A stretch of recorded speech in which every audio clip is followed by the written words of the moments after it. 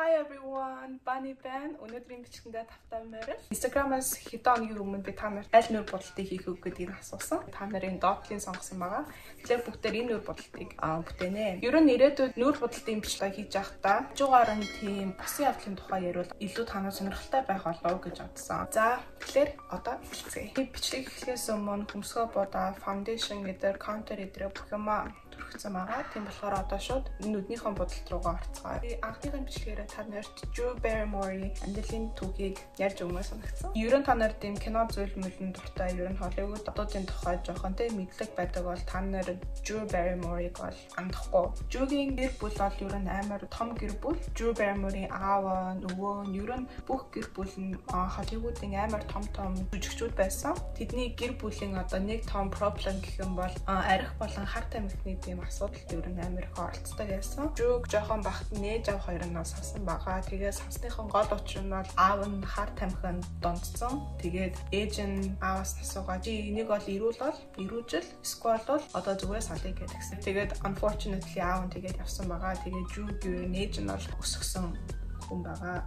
Drew-гийн хамгийн анхны ажил бол дөнгөж 11 сартай байхад нь тийм реклам дээр тоглодог байсан. Тэндээс эхлээд 3, 4, 5 наснаас ямар нэгэн киноны жижигэн дүр тоглоод. Гэтэ яг олонд танигдсан дүр нь бол 1982 оны E.T. Extraterrestrial гэдэг кинон дээр гол дүрийн хүүгийн ихтэй дүүгийн дүрд тоглосон. Амар өхөөртөн байсан. Тэгээд энэ кино амар алдартай болсон. Одоо хүртэл яригддаг кино. Тэгээд энэ киноноос Drew Barrymore яг Hollywood-ийг анхааралд орсон. Ер нь хүн бүхний мэддэг жүжигчин болсон. Үүнээс нь ээж нь Drew-г сургуулиас нь гаргасан. Ээжийнх нь хувьд бас энэ бол өөрийнхөө амжилт юм шиг санагдсан. Тэгээд сургуулиас нь гаргаад охиноо дагуулад Нью-Йорк, Лос Анжелесийн тийм амар олон алдартай клуб, бар эдэлөө их дагуулж авдаг байсан. Хойдээс хамгийн алдартай клуб Studio 54, China Club гэдэг ер нь тийм Hollywood-ийн лаглаад ер нь тийм одууд шоуддаг тийм клуб. Agent Drew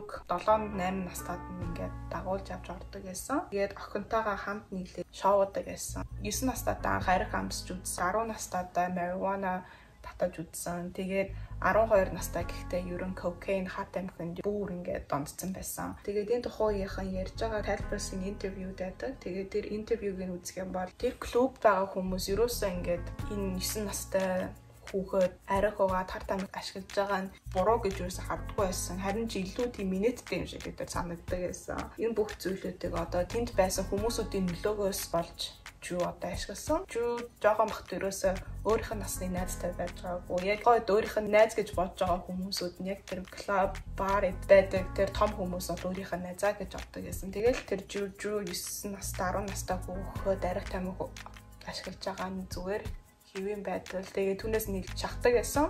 Аль энийг оролдоод үзэнийг үздэг гэдэг тийм ирээдүйд хөгжилтэй юм шиг санагддаг байсан. Тийм тэгээд 13 настайдаа Drew анх удаага rehabд очсон. Би яг rehabыг монголоор орчуулсан чиг мансуурлын эмчилгээ тийм төвд Drew 13 наснда анх орсон байгаа. Нэг ч удаа ороогүй. Амар олон удаа ингээд орж исэн. Тэгээ нийт 18 сар rehabд ерөн цагаа өнгөрөөсөн. Нэмчилгээг авч явахад нэг тухайн үеийнхэн доктор Drew ээжээс салахыг санал болгож байсан. Англиар бол энийг emancipation гэж одоо хэлдэг. Монголоор орчуулах юм бол эцэг эхийн хараанаас гарна гэсэн.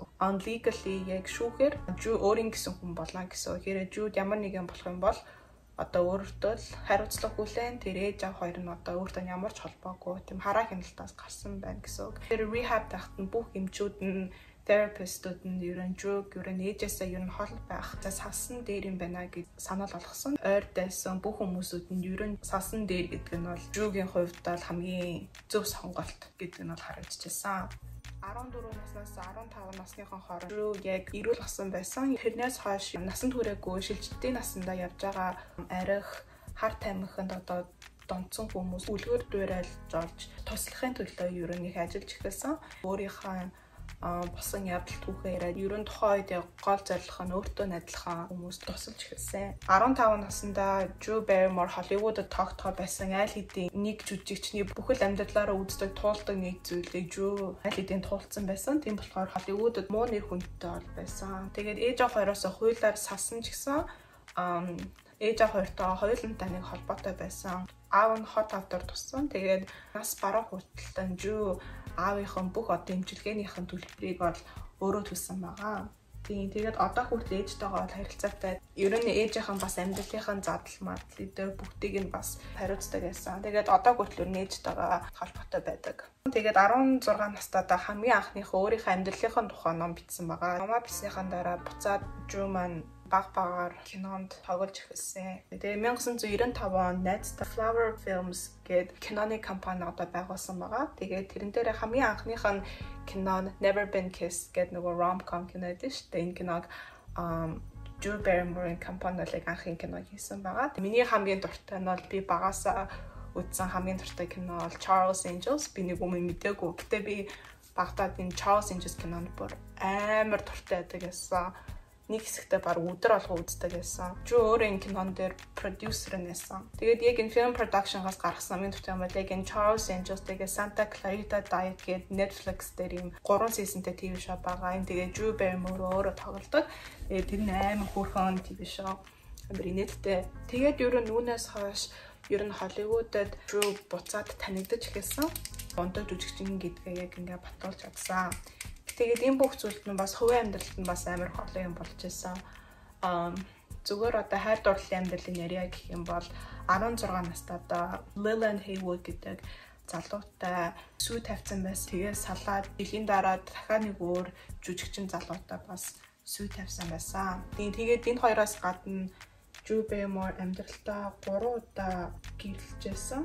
Тэгээд хамгийн удаан гэрлэл нь Will Copeman гэдэг залуутай гэрлээд 2 хөөрхөн охинтой болсон. Drew өөрөө ээж байх амар их дуртай. Ягаад гэвэл өөрт нь байгаагүй хүүхэд насаа 2 охиндоо өгж байгаатай сэтгэл хангалуун их баяртай байдаг. Өнөөдөр бол Drew амар мундаг businesswoman. Кино компаниас гадна бас Flower Beauty гэх өөрийн cosmetic компанитай, wine компанитай, тэгээд утасны компанитай, тэгээд өөрийнхөө амьдралын тухай бас 2 дахь номоо бичсэн байгаа.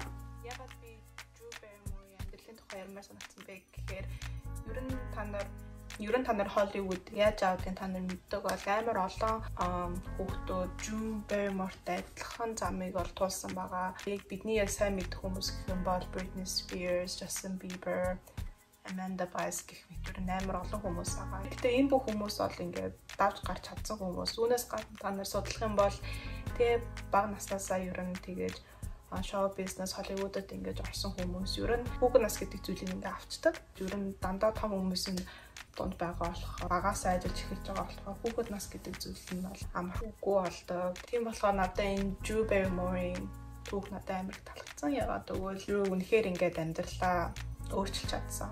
Давж чадхаас илүү амар их баяртай, амар их аж аргалтай, successful, их амжилттай тийм эмэгтэй businesswoman ээж үлгэр дуурайл болж чадсан байгаа. Тийм болохоор надад энэ Drew Barrymore-ийн сториг таалагддаг. Тэгээд та нар ч гэсэн бас таалагдсан байх гэж бодож байна. Сонирхолтой байсан байх гэж бодож байна.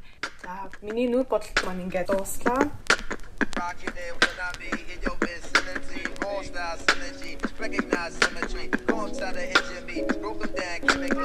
Та нарт энэ бичлэг таалагдсан байх гэж бодож байна. Хэрэг таалагдсан бол доор comment section таалагдсан үг надад хэлээрэй. Хэрэг таалагдаагүй бол it's okay, энэ бичлэг зүгээр дахиад Jimmer Twins энэ бичлэг хийхгүй байж болно.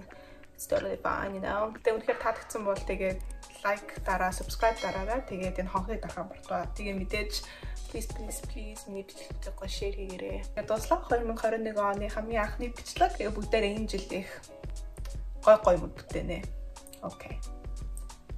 За ингээд. Okay. Bye. Literally like 4 өглөөний 4:32 болж байна.